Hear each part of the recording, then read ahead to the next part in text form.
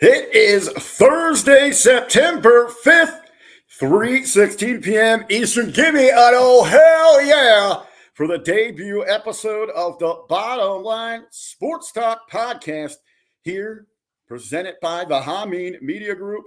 An exclusive feature every week coming at you here at youtube.com/Hamin Media Group. Hey, ladies and gentlemen, you know me. It's me, that art of the B2B, Richard Bronson Vickrey. Hey, on this debut episode, two very special guests joining me. You can see them on the other side of the screen there. Real quick, give me a hello there to the doctor back in the house, my old partner, my friend, my brother, Mr. Jargö.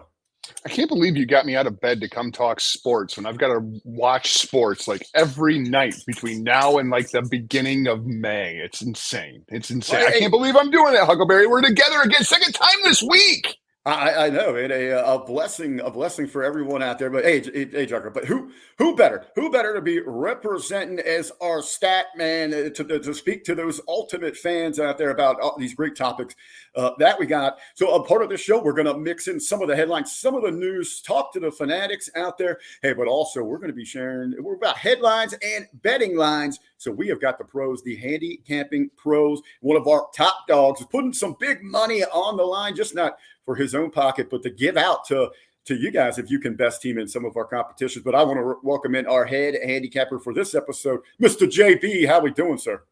I am doing awesome, coming off of a 2-0 week last week. NFL is back. Bottom Line Sports Talk is back. Jargö's back. Let's fucking go. Yeah, absolutely. Hey, you're excited to be giving people a lot of money throughout the season. But real quick, before we jump into that, JB, just give everybody a quick rundown. This show is going to be fast-paced. It's going to be running gun, hurry up offense, if you will. Each week, we're going to be coming at you with a different round of our stat guys, our fans, our handicappers. We're going to be covering a variety of what is hot.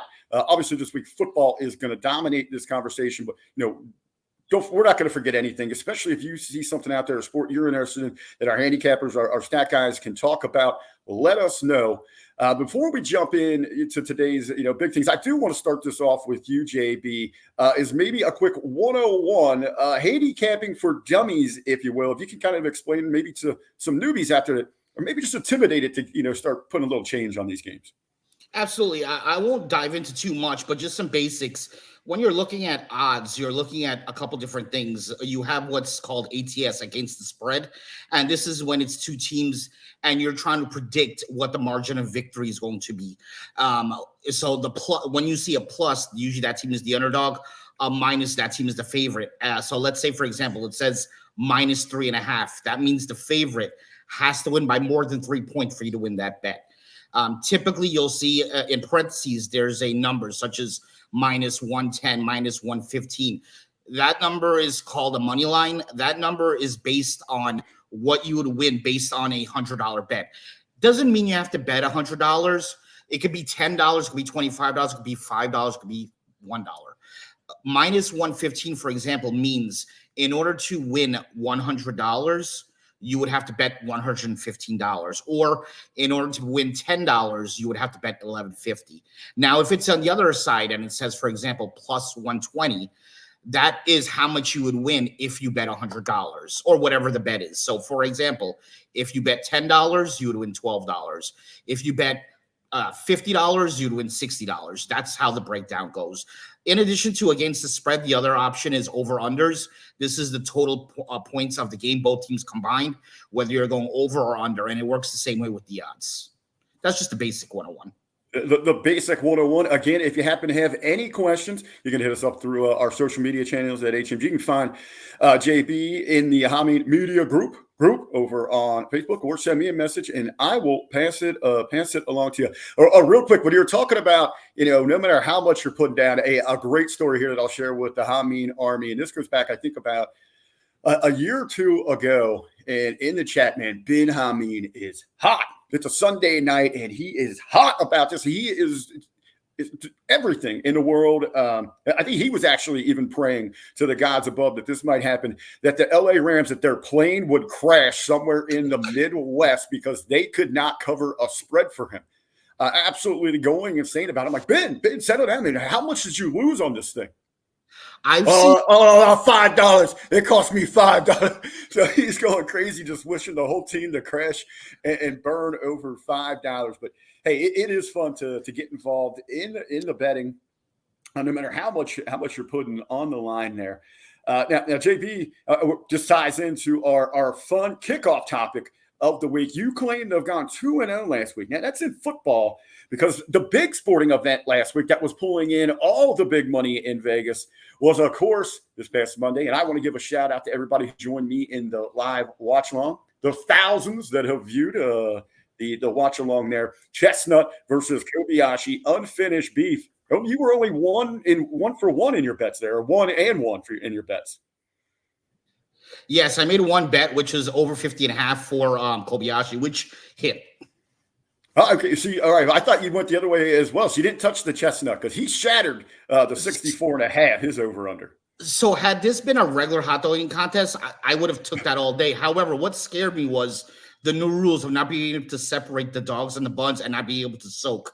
That's what took me off of. I was like, let me stay away from that one. Jargö, I know you had a busy weekend there with the family work. Did you get to check out any of the amazing spectacle that was unfinished beef? No, I actually felt bad because I didn't even think about it until like yesterday.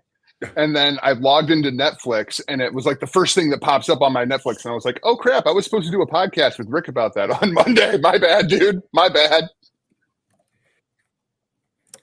No, man, I held it down. We had a great chat. I actually prefer doing those things, kind of just doing the Joey Styles sort of deal with them.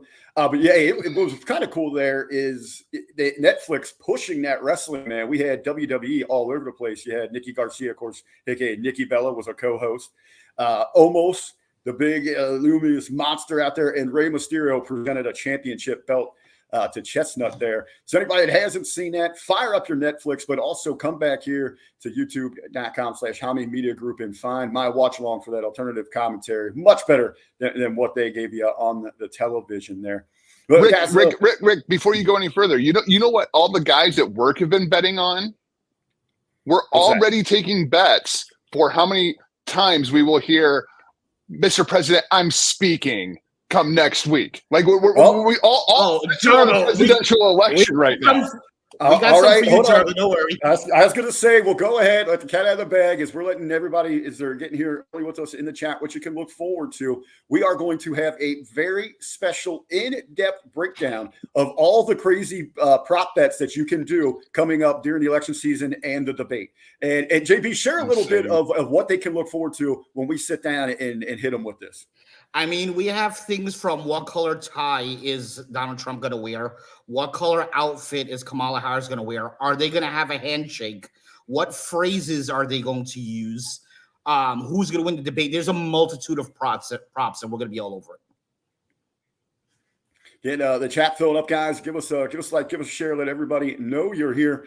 So we're looking forward to that, man. That's going to be a lot of fun line talks there when we look at the presidential debate. And I'll tell you what's been a lot of fun this sports season, and that's watching the just continued. I mean, I'm just going to say success, but they are blowing up. And of course, that is the WNBA, the Women's National Basketball Association. Jargö, you were on this train long before everybody else got aboard for this, man. And some of the stats that you have shared with me, especially right there in your neck of the woods, where you're a season ticket holder with the Fever. I mean, it's absolutely crazy how this thing blew up. You shared a stat with us before we went on air that just blew me away. Yeah, last Friday's game, of course, Chicago Sky, Indiana Fever, I think at this point has to be the most publicized rivalry in the WNBA, even if it's not the best rivalry, right? It's insane to me that this is even a thing, right? But the WNBA on ION, of all the channels on ION, drew more viewers in college football on ESPN last Friday night. That's insane to me. I mean, they peaked at 1.92 million viewers for those wrestling fans out there. That's like a Raw and a half, right? Like, how is this happening?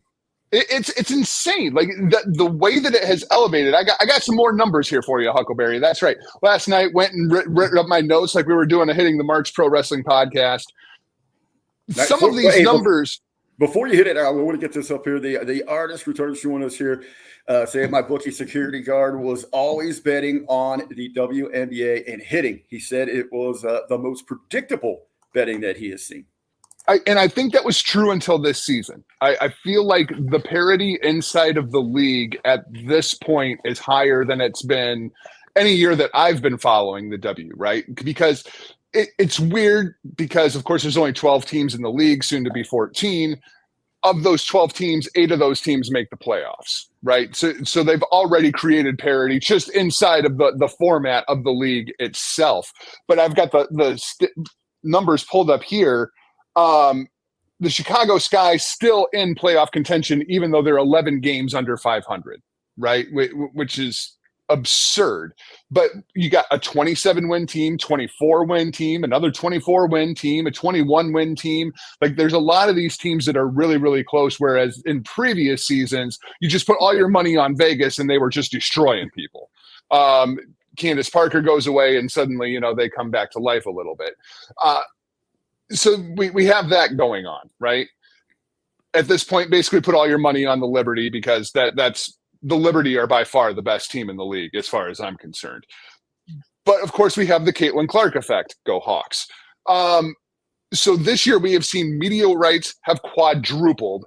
We're bringing in 2 new expansion teams, all-star voting up 600%.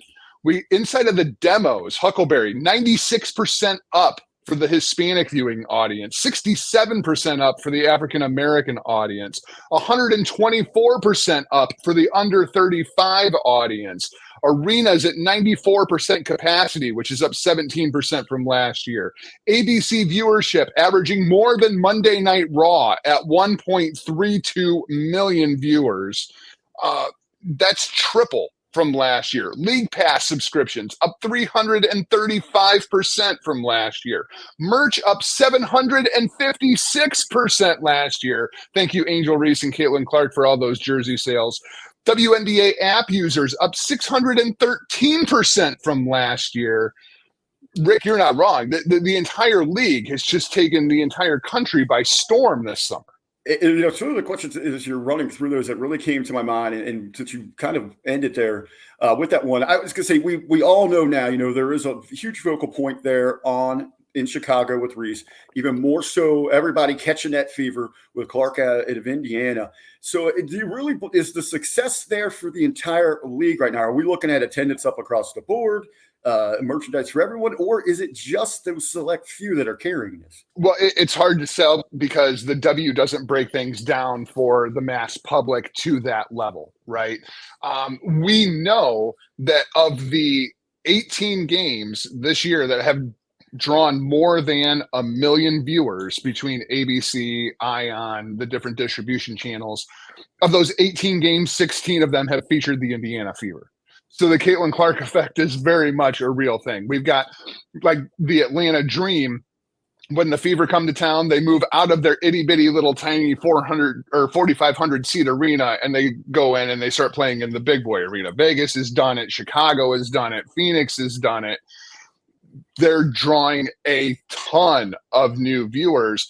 And amazingly, the thing that I find surprising is they've retained those viewers, especially coming out of the Olympic break. I wasn't sure what the interest was going to be, and it's still there. So it's really, really great to see.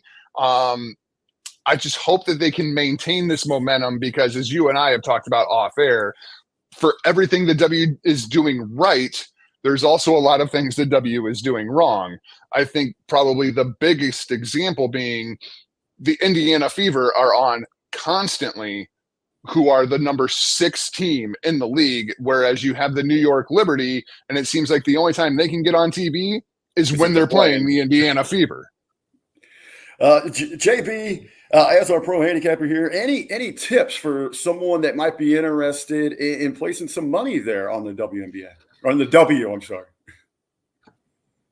Bet anything, Liberty. I haven't really gone and in depth with anything this week on the WNBA, but what I do have is just kind of what Jargö said. First of all, I want to give a shout out to Jargö and also part of the HMG, Brian Quinones, because I have not watched WNBA since the initial season in 1997, and Jargö and Brian Quinones made me watch this season. I've been enjoying it, and I haven't stopped since. And also, it's one of the very rare sports where a team that I back is actually good, which is Liberty. So that's been fun to see. What I think, though, is basically just to go off a little bit what Jargö was saying.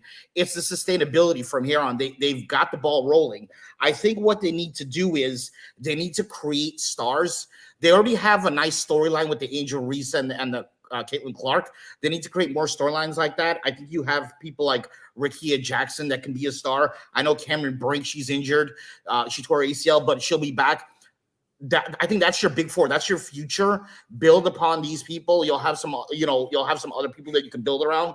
Everyone, like for those younger audiences, at one point the NBA was doing terrible, and then came along two guys by the name of Larry Bird and Magic Johnson, and that lifted the whole NBA. They had a rivalry, Lakers Celtics, and the NBA has not looked back since. They need that. In addition to that, Jargö made a very good point, which I had in my notes. There needs to be more exposure because it's hard to see a lot of the games. I understand they have the WNBA pass, but they need to figure out a way to get more exposure on television so you can see these other teams, these other players, not just Caitlin Clark or Angel Reese. And another thing is, I don't know who these girls have as agents, but they need to be involved with more, I want to say, pop culture things like commercials and Saturday Night Live, and that's how you build stars. So they need to be involved in more of that stuff. And I think if they do that, they'll continue with the success because we're already seeing attendance records. We're seeing merch records, as Jargö pointed on some of that stuff. They just need to keep the ball rolling. And I think if they make the right business moves, I'm a business guy. Usually in your first couple years of business, I understand the WNBA is not in the first couple years of business. You're not so much worried about profit as much as building volume. Because once you build your volume, then your profit will come. They need to use this momentum and build volume and worry about the profit later. Well, speaking of volume, I do have a little bit of I guess maybe a prop bet, if you will, as the league, especially defeated himself 6 games ago, I believe, Jargö. This one is pretty good. Right now, Caitlin Clark has 286 assists. The single season record is 316. Hey, there's that number again. Gentlemen, I'll start with you, Jargö. For our betting types out there, what are the chances that she gets this thing? She's going to break it. Unquestionably, she's going to break it. I mean, the last couple of games, she's been averaging, I believe it's 11 assists. I think she needs 6 assists a game in order to break the record. They do have 2 games with the Aces coming up, and Kelsey Plum will do everything that she can to make sure that Caitlin doesn't get that record, but I think it's absolutely going to fall. Reese has already broke the single season rebound record, even though, like 19% of those rebounds are off her own missed shots. It's weird, man, because there was absolutely an adjustment period for Caitlin coming in from the NCAA. And I think the biggest thing was she needed that Olympic layoff. She needed those couple of weeks off because she's been going hard for about a year. Because the way the schedule is laid out, you have the NCAA season, then you have the NCAA tournament, you have a week off, and then you have the WNBA draft. You have 2 weeks off, and then training camp starts, and you're right into the WNBA season. There was a lot of people that were very, very upset when she didn't make the Olympic team. I think it might have been the best thing long term for the Fever as well as the W, having these teams fresh going into the playoffs. So I'm really, really interested to see where that's going to go. JB, you agree? She's gonna get this thing? Yeah, I think she's for sure going to get it. The one good thing about Caitlin Clark, her partners 100% back her and they support her, so they're going to all figure out a way for her to get that for sure. Very nice. Jargö, I will throw this to you real quick. Frank's Pickle Barrel saying this in the group. and I'll let you answer this real quick, and we'll head to our next topic here. My girls play basketball, but never want to watch men or women's besides the NCAA tournament games for the girls, man. It's tell them on what they're missing here with the W. It's just pure basketball, right? I mean, like when you watch the NBA at this point, it used to be 25 years ago when we got into it, right? And everything was run up and down the floor and dunk, run up and down the floor, dunk. Now it's run up and down the floor, shoot a three, up and down the floor, shoot another three. With the exception of Caitlin, you don't get a whole lot of that inside of the W. It's a little insane given her shooting range. I think she's averaging like 27.6 feet for her average three-point shot, which is actually further than Steph Curry's, which is absolutely absurd. I think it's really just a matter of sitting down and watching it. It's still basketball at the end of the day, but I feel like the fundamentals of the game, the team aspect of the game, unless Kelsey Mitchell catches the pass, there's a lot more pure basketball rather than star versus star ISO that you see inside of the NBA. Very nice. Well, gentlemen, let's switch gears here from the hardwood to the gridiron. Last week we saw the big time kickoff weekend of college football, a much different season we're expecting of what we've seen in the past with expansion and realignment. Schedule, a lot of big, historic games gone away because of the way the schedules had to be switched around. I'll go to you first, Jargö, on this one, because I know JB wants to talk about his success last week on the lines. But what were some of your big takeaways, maybe the pretenders and contenders from week one of the NCAA men's college football? Well, I think the biggest thing is Florida State sucks. Yes. Right? Hey, I mean, like that's the big takeaway from last week. One of my favorite memes out there is I've set a record, the only college football team I believe ever to lose 2 games in the same year on 2 different continents. Yeah, right. I mean, it's crazy because everybody thought they were going to be really, really good. I feel like Miami's got to be the favorite inside of the ACC now. I know there's going to be a lot of money come in on Clemson, but I think Miami is absolutely the better team. I see Frank down there, who's all on the Notre Dame trend. I do have that was a bit of a dog fight for Notre Dame, but they were going to pull that out, a big win on the road for them. Here's my thing with Notre Dame, and Rick, it's been the same thing since we've been doing sports podcasts. Join a goddamn conference. I don't care until you join a conference. You can go join the Mid-Atlantic Conference as all as I care. Just join a conference. It's absolutely infuriating me. We got the Greater Catholic League for high schools that's top state contenders. They can join us down here. So I've been playing a lot of NCAA 25, right? And the reason I've been playing NCAA 25 is because I wanted to know, how is this playoff thing going to work? And it seems like every season on NCAA 25, there is always at least 3 Big Ten and SEC teams that find their way into the playoff. So I don't even feel like Florida State is out of this thing yet. In fact, you could probably get pretty dang good money on Florida State at this point. If they run the table, they are absolutely going to be in. So I have my top 12. I have my playoff prediction already. And Huckleberry, are you ready for this? Because you're going to be thrilled with me. You are going to be so happy with me. So we have 4 automatic qualifiers, right? We have an SEC, a Big Ten, an ACC, and a Big 12 qualifier. Here are my qualifiers. I have Georgia coming out of the SEC. I have Oregon coming out of the Big Ten. I have Miami coming out of the ACC and Oklahoma State coming out of the Big 12. Huckleberry, I didn't disrespect you too much. I've got Ohio State coming into the championship, of course, because they're the Ohio State University. There's no way they're going to leave them out. I got Texas coming in as an automatic qualifier from the SEC. I've got Clemson coming in from the ACC, and I've got Utah coming in for the Big 12. That Clemson's going to be interesting with them taking that big loss there in week 1. Yeah, but it's only week 1. You can have 3 losses and still make this playoff. And I think the way that's going to be the biggest difference here is a learning curve as people are looking at those odds, especially for who's going to make the playoffs for those big season bets. Is the whole dynamic is changing with this just over too much expansion. Well, and that brings me to my last four, right? So I've got Penn State in, I've got Notre Dame in, I've got Tennessee in, and then the last qualifier, and this is where things are going to get absolutely weird.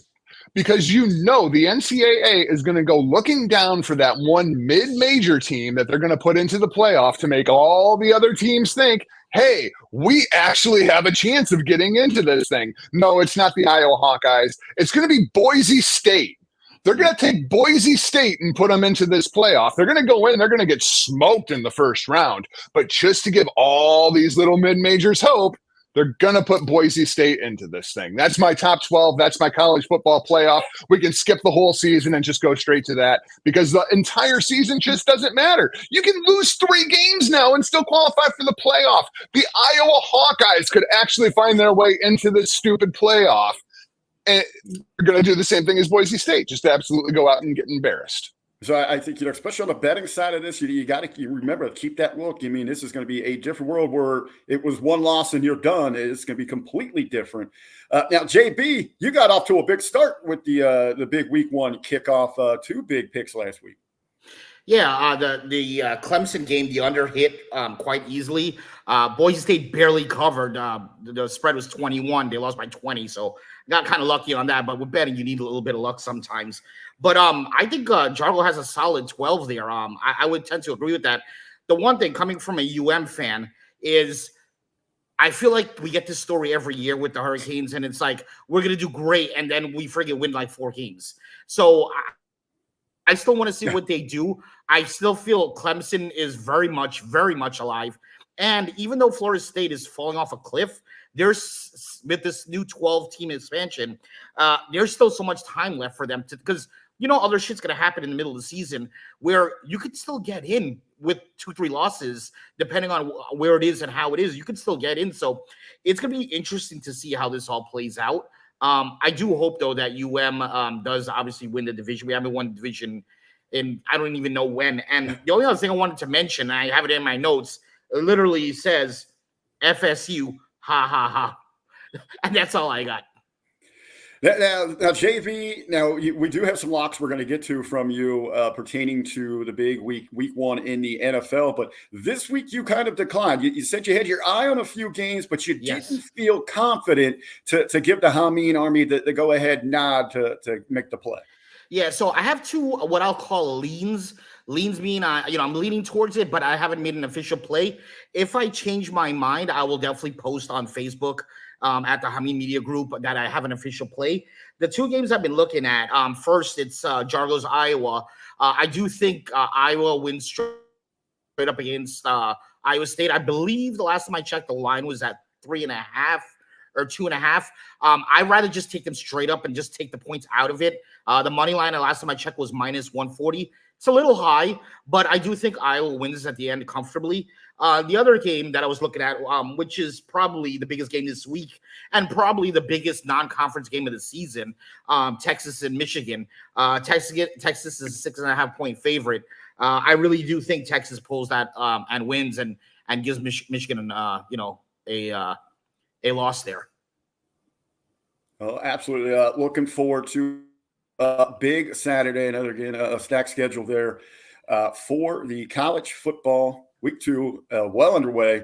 Our march towards the new playoff system. But hey, let's talk about what everyone's talking about. Yeah, it is kickoff week for the juggernaut, just dominating sports and entertainment. Of course, we're talking about the NFL, and it all happens tonight in prime time. Mr. Jargö, he's going to be on with his finger on the button on the controls for this thing. Hey, how cool is that? You guys are tuning in with us, and you're going to be with someone that's working the game. The true star, the true MVP of tonight's game when the Ravens and Chiefs both highly favored. We're going to talk here in a little bit about some season-long stuff, but both of these teams highly favored to get to the Super Bowl, win this thing. Jargö, let us know what's it like behind the controls at the Master Control Center there. Oh, it's incredibly nerve-wracking. There's nothing fun. There's nothing good about it. Oh, you get to sit and watch football. Yeah, no, that's not how it works. In fact, I think I see probably like 3 or 4 plays over the course of a game, and the rest of the time I'm sitting there doing paperwork. Especially this time of year with political season, it's not fun. It's not fun, especially when you're doing, games for 9 different stations at the same time. It's not good. It's absolutely insane. I'll see if I can actually find a picture of my work setup and share with all of you. Go ahead and toss to JB here. We'll find something going on. All right, JB. Well, give us your breakdown here on before we jump into tonight's game for some picks and this weekend, JB. Let's talk about just give us an overhaul of the season. What kind of trends you're expecting? What people should keep their eyes out for, especially when it comes to long-term betting strategies. Yeah. So, I mean, right now, I think the one thing in terms of long-term betting everyone's looking at is probably things like divisional winners and the Super Bowl odds. What's interesting about the Super Bowl odds is when the line first opened up, I actually had 49ers as the favorite. That line has now moved, and 49er has dropped to second. And, of course, the Chiefs has gone up. As it stands right now, the Chiefs are plus 500. 49ers are plus 625. What's also interesting is I read today that for some reason a ton of tickets were going on the Raiders, which is just out of left field. I don't know if someone knows something we don't know, but seems like some tickets are going to the Raiders, so that's interesting. Real quick, kind of go back to that 101. Can you tell maybe someone that's asking, all right, what that means when we see something a line moving so quick or tickets moving towards a certain side, what that's all about? Sure. So at the end of the day, Vegas always wins over the long term. So if they see that money is being piled in on one side to make things even, they'll change the odds. Also, something very important to look at, and I look at this a lot, is there's 2 separate things you want to look at: where bets are being placed and also where the majority of the money is being placed. What I look for is something where there is not a lot of bets being placed, but there's a lot of money being placed on that. So low ticket count, high money count. What that means is there's not a lot of bets, but there's a lot of money, meaning sharps, which is basically a term for professional bettors and big bettors. These guys that are betting thousands and hundreds of thousands of dollars. That means they have their money on that particular game, and you typically want to follow the sharps, and because they may have some inside tips and things like that. So when you see something that a lot of money's on there and the ticket count is low, that's something you might want to follow. But anyway, in regards to the line movement, usually when big money comes in, that can change the line, or if an injury happens, that can change the line. Very, very nice. Now on the season here, JP, you did have some long-term prop bets. Maybe people wanted to check out, get in early now for those big payoffs here in February coming up. Yeah, I do think in terms of long-term bets, one bet that I'm actually really liking is the Green Bay Packers. I like what Jordan Love did last season. I think they had a great second half of the season. I definitely like them to go pretty far this year, and I look for them to make the playoffs. It is the favorite right now, so it's not nothing out of the ordinary. But I do think they go ahead and make the playoffs. If you're looking for in terms of Super Bowl betting, and you're high on the Chiefs, which I'm sure a lot of people are, I would go ahead and take the Chiefs. And here's why. There's sort of a strategy when it comes to future bets. Currently, as it stands right now, the Chiefs are plus 500, meaning, for example, you bet $10, you win 50. I would take the Chiefs. If the Chiefs go to the Super Bowl, what I would do is something called hedge. I would take whoever they're playing, because more than likely whoever they're playing will be an underdog. I would take that team. So I would basically put myself in a win-win situation. Regardless of which team wins, I would profit. It just would depend on what the profit would be. So if you're looking at future bets, definitely go with the Kansas City Chiefs. That's exactly what I would do. And lastly, the other prop bet is the Patriots. There's no Belichick. They obviously don't have Brady. The over-under is 4.5 wins. I honestly don't know if they even win one game this season. So I am hard on the under 4.5. Like, that's the bet of the year right there, under 4.5. I don't know if they win any games this season, honestly. That's gonna be something to keep an eye on. Hey, as a Jargö promise here, we'll take a real quick look at it here. This is Jargö's workstation there. You can check out as he's running all those games and big time politic events and whatever you might have coming at you on those networks, man. And that's the home office. That's not even the office. That's the home office. Oh, this is satellite working from home. Yeah.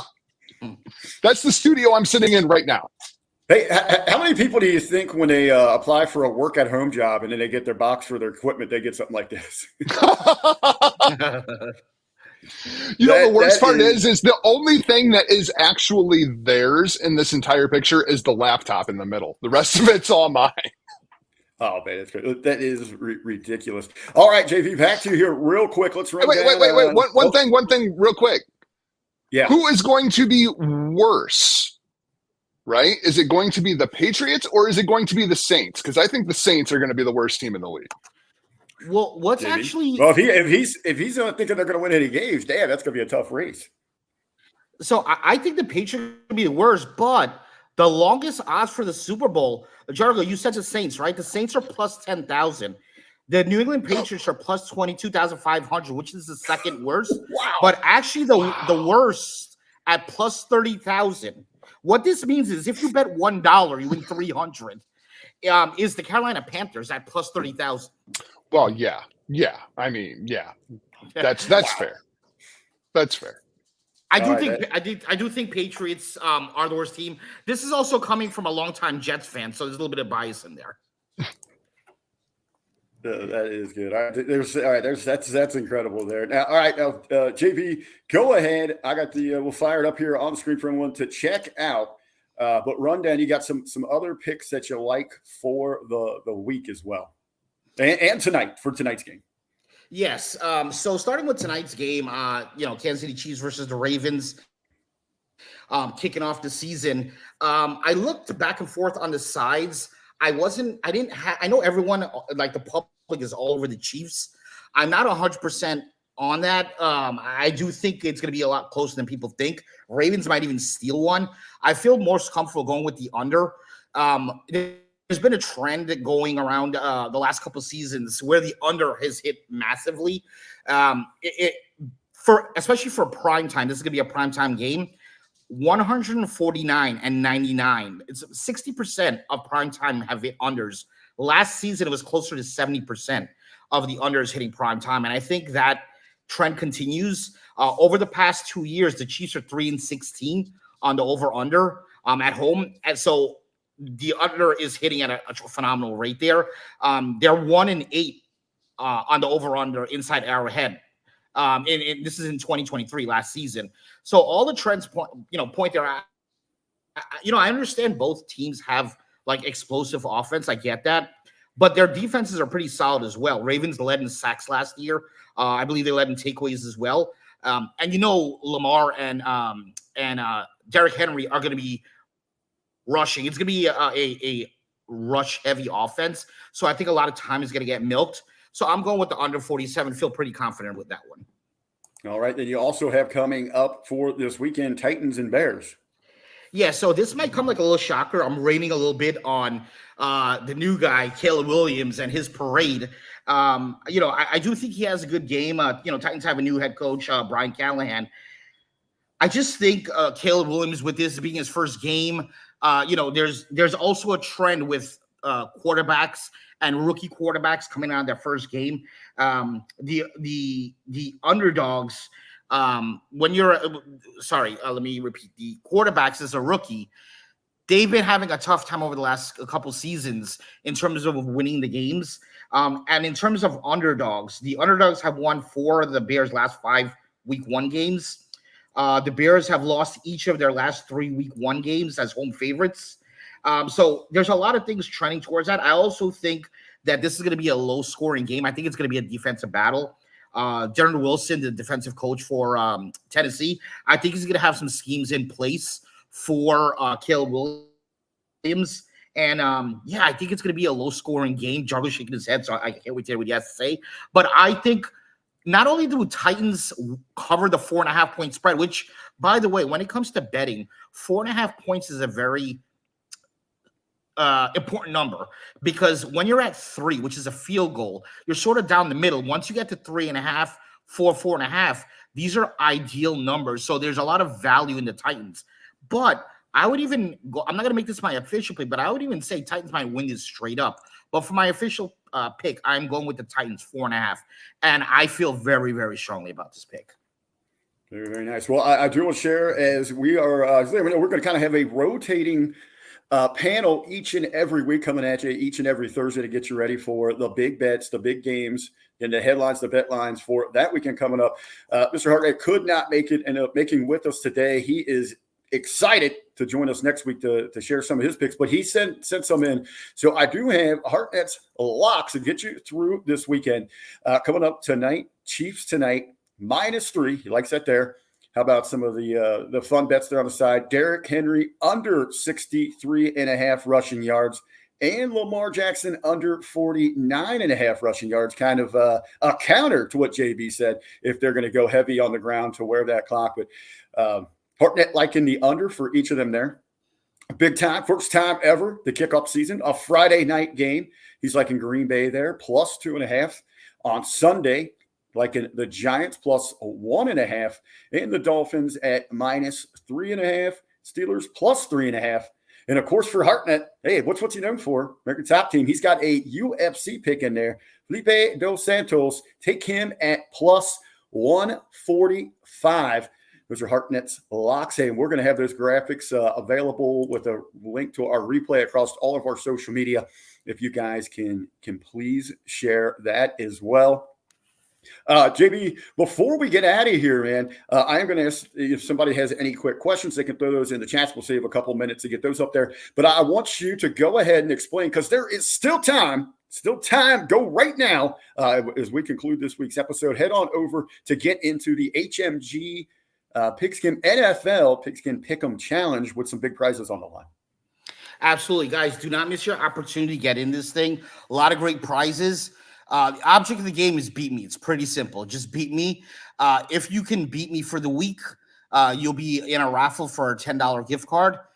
If you can beat me for the season, you'll be in a raffle for it's a $300 value for WrestleMania tickets. Or if WrestleMania doesn't get your thing going, you could use it on whatever you want. It's the $300 value for tickets to whatever event you want. So as soon as the game tonight begins, the pool will be locked. So you have a couple hours to get in, about another 3-4 hours to get in. So don't miss out. It's absolutely free to join. And we have about 30 plus people in there. So don't miss out. Absolutely. We're over the 30 buck. Love to get to 40 there. We got the link is actually in the description. Hey, JV, French Pickle Barrel wants to know, how long have you been doing picks? I would say, what year is this? 2024. I would say maybe 15 plus years. No, I think you say like before they called it the Super Bowl or something. Yeah, like probably 15 plus years now. And the key to longevity, because a lot of people burn out, and I'll just be really quick here. When you're doing this thing, a lot of people don't have the patience or the discipline. When you're betting, if you're betting for real and you're trying to profit and like sort of make this a business and not just for fun, you have to have discipline, and you have a bankroll. You have to have, maybe in another episode, I'll discuss bankroll management and what amount to bet per game, depending on your bankroll and things like that. But yeah, I've been doing this for about 15 plus years now. Absolutely. All right, Jargö, I like the comeback there that you had in the chat. They're calling you a little bitter there towards the Bears, right? Say a little bitter. No, a little cheesy. Absolutely. Here's the thing. Here's my thing with the Bears. All right. Number one, I'm a Packers fan, so I already hate the Bears, right? Like I've had that built in since I was like, yay tall.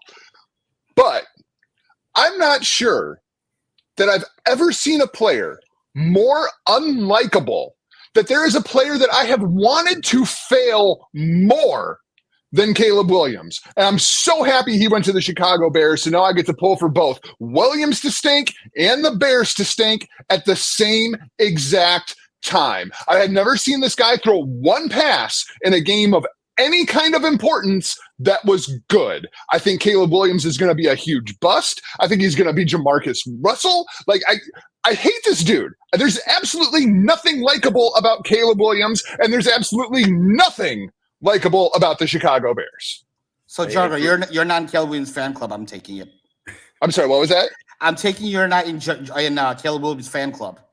Oh, are you kidding me? I am the president of the Caleb Williams fan club. I am the Caleb Williams He-Man Woman Haters Club, right? Like, I absolutely freaking I didn't like him at USC. I was ecstatic when the Bears got the #1 pick because I know that he was going to go there. Now they can go build their little stupid dome stadium just north of Chicago, and they can be the suburb Bears. Like, the whole franchise, just dump them in the freaking lake. Just dump them in the freaking lake. That would be a good place for them. Or better yet, move them to Boston. So then the Bears can play literally on a pile of trash known as Boston. That's how I feel about the Chicago Bears. Well, for those of you who've been missing those Jargö rants, there you go. Absolutely. Boston demographic just went up on the show. Hasn't missed a step. We're hopefully going to have Jargö back in the rotation. Again, as I said, we're going to be rotating the panel each and every week, coming at you Thursday afternoons with your big picks. Jargö, anything that you'd like to shout out to the Army before we get out of here today? No. My pick of the week, I'm taking the Bills over the Cardinals.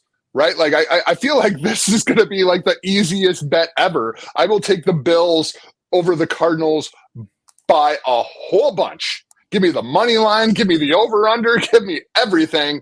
Bills going to destroy the Arizona Cardinals. All right. That's Jargö's pick there for the NFL. You got our picks from our pros. JB, anything before I sign us off here? No, the one thing I want to leave everybody off with, just when you're making your picks, just keep in mind for week 1, the last 3 seasons, 47% of the underdogs has won. And I'm not talking spread. I'm talking straight up where the real money is, because normally the underdogs, the odds are very long on underdogs.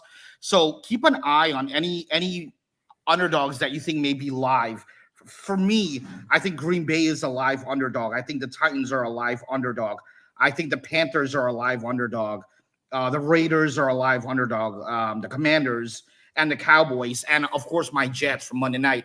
I believe those are all live underdogs. I'm not saying take all of them, but definitely look at those teams because live underdogs have won 47% of the time. And when you're talking about underdogs, you don't need 50% to be profitable. 47% will be more than enough to be profitable for you. Very, very nice. Some great insight. Always with the numbers there to back up his picks there. Has been very successful for a very long time. One of our pro handicappers going to be joining us regularly throughout the duration of the series here for Bottom Line Sports Talk. Hey, everybody, I also would like to invite you to continue this chatter, this conversation throughout the weekend. I'll be setting up, hopefully get it going before kickoff tonight or during the game, but through the weekend to cover everything across the board from the world of sports. If you got questions about lines, our pro handicappers will be in there. If you got some stats, things like that, we're going to have all the talking heads, the personalities from HMG in there sharing their thoughts. So we want to hear from you. Again, that's over on Facebook. Give us a search for the Hamin Media Group. It's a private group. We will let you in. We're going to have up-to-dates. If JB sees something that's changed or something he really likes, he'll share it with you there as well. Hartnett will be over there chatting it up as well as everyone else. Again, still time to get over to ESPN on the app. Sign up for the HMG NFL Pick'em Challenge. The link is in our description here. Right now, we're going to go ahead and sign this thing off. Gentlemen, I thank you very much, and I look forward to seeing you guys back for future episodes. A great kickoff here for our first run of the HMG Bottom Line Sports Talk.